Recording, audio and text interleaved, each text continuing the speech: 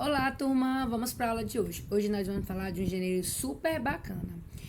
A gente vem vendo esse gênero constantemente nas redes sociais, principalmente nos jornais e revistas, devido ao contexto social, de saúde pública e econômica do Brasil, certo? E também político. Vou colocar um exemplo de charge para vocês. Olhem só.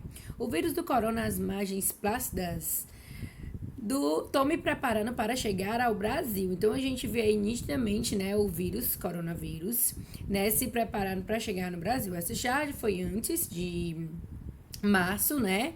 Então tem a ver com o contexto que a gente estava vivendo. Então a charge ela tem sempre a ver com o contexto daquele momento. Hoje já não influencia tanto essa charge. Por quê? Porque o corona já chegou aqui faz tempo, né? 6 meses ou até mais, né? Então essa charge é antiga. Então prestem atenção que a charge sempre trabalha um fato do cotidiano, né? Então ela explora algo recente, algo que aconteceu naquele dia ou na véspera daquele dia, certo? É isso uma coisa muito importante pra gente perceber, tá? Vamos continuar. A charge não é um texto qualquer. Ela tem um jeito bem próprio de ser produzida e, portanto, de ser lida. Então, é isso que eu estou dizendo. A charge, ela tem algo mais. É importante a gente perceber, né? A questão da charge, porque ela funciona a partir de algo que aconteceu, tá? O que acontece. A charge é um tipo especial de cartoon, maneira de emitir opinião sobre os acontecimentos do dia a dia. Tem por objetivo a crítica humorística de um fato político, normalmente, né? Ironizar, humorizar, criticar algo. Por isso, para poder compreender a charge, é necessário conhecer o assunto a que se refere. As características físicas das pessoas representadas são quase sempre exageradas para despertar o humor.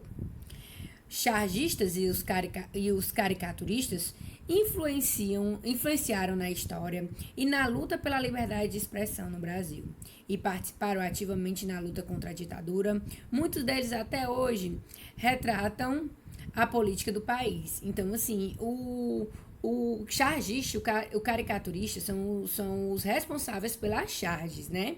Então, assim, eles são de grande valor para a história do nosso país, porque é uma liberdade de expressão, é uma maneira que tem de fazer uma crítica a um contexto social, político que a gente vive ou já viveu, né? Continuando. Charge. Esse termo é de origem francesa e significa carga, ou seja, é uma ilustração ou um desenho humorístico com ou sem legenda ou balões, ou seja, sem fala do personagem, veiculado pela imprensa, que tem por finalidade satirizar, né, fazer uma crítica, né, humorística ou não, de algum acontecimento do momento. Então, o foco da charge é no momento, tá? As charges costumam ser publicadas em jornais, revistas, livros, né, nos livros didáticos que a gente vai ver, hoje a gente vai fazer uma atividade. Nos jornais e revistas, as charges podem ser encontradas na seção de cultura ou de opinião, né? Continuando.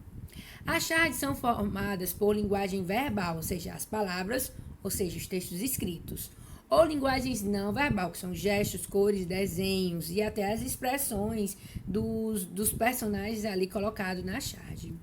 O entendimento da charge dependerá do conhecimento que o interlocutor possui, ou seja, eu que estou lendo possuo sobre aquilo ali. Isso pelo fato delas relatarem fatos ocorridos em uma época definida, dentro de um determinado contexto cultural, econômico e social.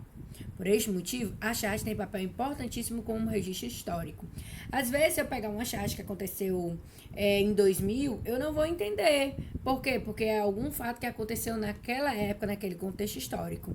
Já se eu pegar uma charge mais moderna, eu vou conseguir entender, trabalhando o coronavírus, a questão política, né, que a gente vive, né, essa guerra política constante, basicamente. Então, lembre-se, a charge, ela traz o desenho, muitas vezes linguagem não verbal ou verbal, né, normalmente, né, e sempre tem a ver com o fato atual, né, por isso que tem tanto valor histórico na charge, tá certo?